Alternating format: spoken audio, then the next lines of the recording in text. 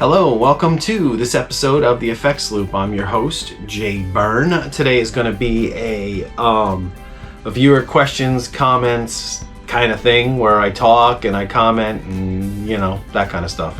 So, yeah, so that's what we're doing today, and it's going to be pretty basic and pretty simple. I've gone through a handful of my videos and I've found the most interesting comments, things that I can comment on. So yeah, so that's what we're gonna do. Well, I'll give you a little background here too. I got a new computer coming. Some of you might find this kind of interesting. I ordered a Mac Mini, M1 Mac Mini. It has 8 gig of RAM, and I got the 512 gigabyte hard drive, I think. So that should be able to cover my YouTube stuff, no problem, and my editing for all that kind of stuff, that'll work. I've been working off of this laptop that's sitting in front of me right now, which was very nice of my sister to give me her old laptop. It's about 8 years old and it struggles with the video editing, especially the you know, making the files, like rendering the files and stuff like that. That's where it struggles the most. However, other than that, I've been able to make the videos as you've seen. I was actually using my iPod for a little while there, and that was that. But anyway, so please don't stand off the side of the camera and stare at me. Just say that don't cut this part out, but what I want to say is, wait. I've got limited battery here, kid. Come on. Okay. But anyways, my battery's gonna die soon. So today we're doing like a viewer comment video, yes, right? viewer comments, yes. Yeah, so we're going to see maybe your comment will be in the video. Maybe your comment will be in the video. And you get to be famous and hello. Oh, you'll be famous, yeah. That's famous. Okay. Maybe you get to be on this YouTube. Yes. Too. My child is homesick from school today, so she's gonna be in the side. Got a cold. But with the way things are nowadays, she's gotta stay home. Chilling out. If she has a cold, she has to stay home because, you know, you don't want to have her go to school and make her entire class sick and then have people worrying because, you know, things are weird nowadays. But I'm not even gonna get into that. But anyway, let's do this before my freaking batteries die. Huh? So let's go to the first comment. This is from my Can You Dig It, my katana video. Let's see, what do I got here? Bear with me because this thing is very slow. It's ridiculous. You click on a picture, it takes like 10 minutes. All right, so this is from a subscriber named James Florio. He wrote, "Great video and playing, dude. I have this thing.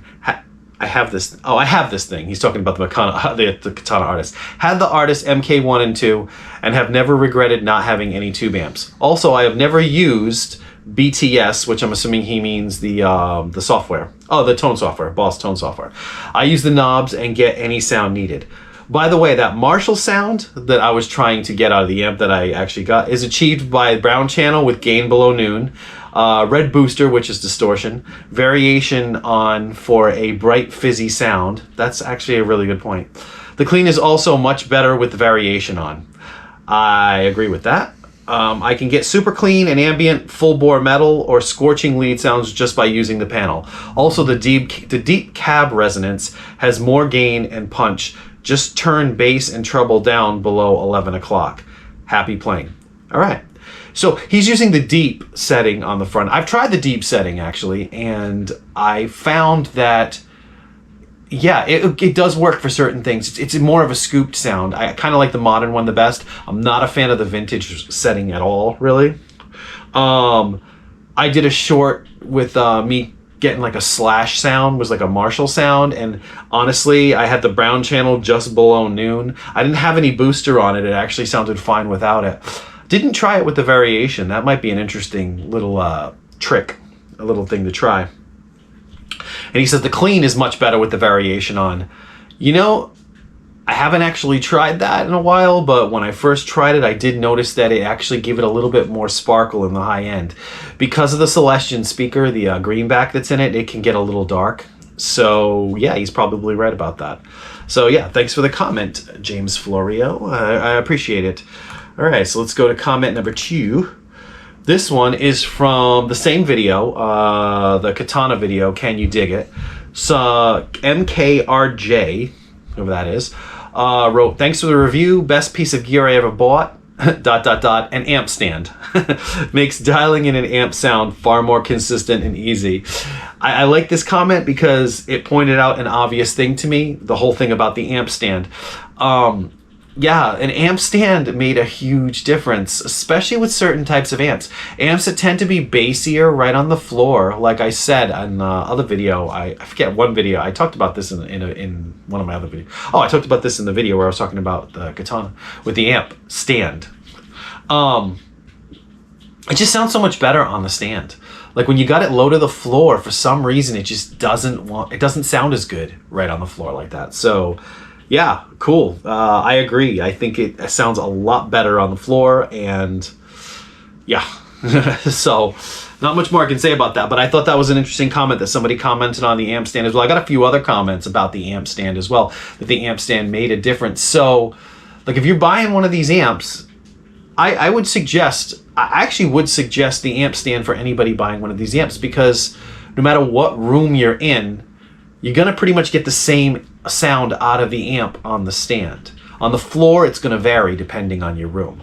But if you're using the amp on a stand, you'll be good with that. So, yeah, thank you, MKRJ, or who you are. All right, so we are on the Boss Katana video still, the Can You Dig It? And this was comment 3. So what did I write? This is from Yo Wild. In my opinion, when it sounds good, it's good. And nobody cares about anything else. The playing and the notes is what matters. If it was me that made Katana for myself, I would make it simpler. If you think about it, you find your tone, and there it is, you leave it, right? That's very true, actually. With most amps, you dial it in and you don't touch it much. Unless you're a tinkerer that wants to constantly play with knobs. Why the heck would you want those knobs? Then come one guy and turn those... Okay, I think... I don't know if this guy was just typing or English is like a second language, but it's a little bit like... It's a little bit understand. But then say somebody, basically what he's saying, somebody comes over to you and he hits your knobs and he messes up your whole setting. What is it? It's the programmed minds that, what is it? Is it those programmed minds that can't get out of the matrix? Nostalgia. It's a digital modeling amp in the basics. Then those knobs are digital. Meaning I would rather have no knobs and all control through the computer and pay 2 times less the price. Just saying, coinsless. Somebody else wrote, what? Lay off the smoke, man. Okay, I kind of agree with the lay off the smoke, man. I just, an amp without knobs is just weird to me. I mean, I specifically bought the Katana. If that's your thing, hey, sure. I'd rather not have to go to the computer. The whole point is I want to use it straight off the machine itself. I want to use the knobs on the front end of the machine. I barely want to touch the computer. So yeah, so that's a little weird. That's I don't know if I would suggest a version of the Katana without the knobs. It would look like a power cab. It'd just be like nothing. And you would have to do everything in the computer. I'm not sure that would sell very well. I don't know. I mean, maybe they would sell better than people think it is. I like a traditional amp with knobs, nostalgia. But, hey, that's just me. But thank you for the comment, Yo Wild. I appreciate any comment that I can comment on. This is from the same video, the Katana Artist video. I got a lot of comments on the Katana Artist video, actually. I'm sure you won't want to hear this, but she has the wife thing down already. It's too loud. Oh, he's talking about my daughter, saying that the amp was too loud and walking in the room and saying, and somebody else wrote underneath, scripted, ... I think he means it as a joke, but no, nothing with this child is scripted. This child just walks in and says whatever she wants, whenever she wants. And yes, definitely not scripted. I don't put enough time into this to script anything at this point. But yeah, well, I don't have enough time to put into this sometimes to script it. I almost would like to put more time into it. But yeah, no. She can be, she's fun. She's a good kid. She goofball is what I like to call her. All right, same video. Can you dig it? Katana Artist. I'm a goofball? Yeah, you're a goofball. She's listening to me out there because she's playing her game on the video. All right, this is from Just Me Here, 3 weeks ago. First, I still think even the artist is better, setting a global EQ once via the app, to high cut and low cut into actual guitar frequencies. I've heard a lot of that. People say that a lot, where you cut the high end and the low end. I don't seem to... maybe the high end, maybe you could get rid of some of that, like... the funny thing about it is people are calling it digital fizz, but there's not a lot of digital going at all. There might not be any digital at all going on in the actual amp models. Boss claims the amp models themselves are all solid state. I don't know about that. I think they're using a little bit of DSP to goose them, but that's it. Okay, so he says that adjusting the frequencies like that reduces and removes digital artifacts and the distorted tones. Also, calling the Katana 50 speaker smaller is misleading. It has a smaller magnet than the Katana 100 or the Waza in the artist, and is rated for less wattage, but is still a 12-inch speaker. Yeah, I do. I did say that. Yes, it is still a 12-inch speaker in the 50. I knew it was a 12. I just said it's a smaller cabinet. It's boxier sounding because it's a smaller cabinet, and it doesn't have as much throw as the artist, because the artist is a bigger cabinet and just sounds bigger in general. But I found the same piercing high-end, shrill high-end in the 100 as well. That is why I replaced the stock Katana 100 speaker with a Wazacraft. Even custom fit a removable piece on the back to attain the same amount of open-close as the artist. In retrospect, it would have been easier and only a little more cost just to get the artist. Yeah, probably. Basically, he took his 100 and turned it into an artist, which is not that hard, really, just by changing the speaker for the most part. Although they did voice the voicing, supposedly they voiced them to match the speaker a little bit more. I don't know how much of that is actually true. I've seen comparisons between the two where they run the same head through speakers and they both sound almost identical. So I'm not really sure about that. However, that could be true. I mean, I don't know. Yeah, using the high and low cut thing, if you want to do that, go ahead. I tend to find it just mushes up the sound, though. That almost just sounds better leaving it the way it is, but you could possibly get a little bit better of a tone out of it doing that. So, yeah, that's something to try. Thank you, Just Me Here, for that comment. Let's Talk Guitars, Gretsch 9. All right, Junto asked for the body width at lower bout and body depth, please. Thank you. I will get on that.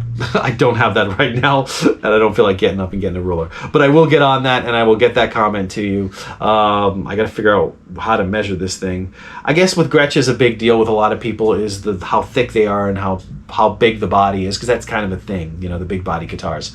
But yes, I can tell you right now that it's not as big as an acoustic guitar. It's about as thick and deep as one of these electric acoustics that you can buy now, that you see out there a lot.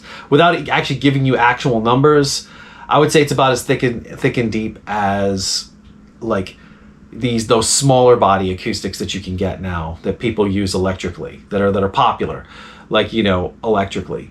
They're, I'd say, maybe double the width of like a 335, something like that. That's probably good enough. Probably don't even need the numbers. That's probably a good enough assumption, but I will try to get that measurement and get it up there if I don't forget. Trying to do all this stuff at the same time. Plus, I got a new computer coming on. I got to try to figure that out as well. Because I'm going from a PC to a Mac, which, you know, that ought to be fun. There's another comment from Gretsch, that was on the Gretsch video, the Let's Talk Guitars video, from somebody named Adrian Mist. He writes, "Great review. I've been thinking of getting one recently. Shame about the background music while you're playing. I personally find it distracting. I enjoy hearing you play through without talking." Thank you. I appreciate that you enjoy me hearing my playing. I've been making a conscious effort not to pile on the music nonstop. Funny thing about it is that is a YouTube thing. Like, if you watch a lot of videos on how to make a YouTube video, they basically tell you to they tell you to layer background music throughout the whole video. I don't think that's actually necessary anymore. I think a little bit in the beginning, a little bit at the end, and when I'm playing, you know, obviously I keep it quiet and don't put the music over it, because I mean, obviously you're just mucking up the playing that you're doing.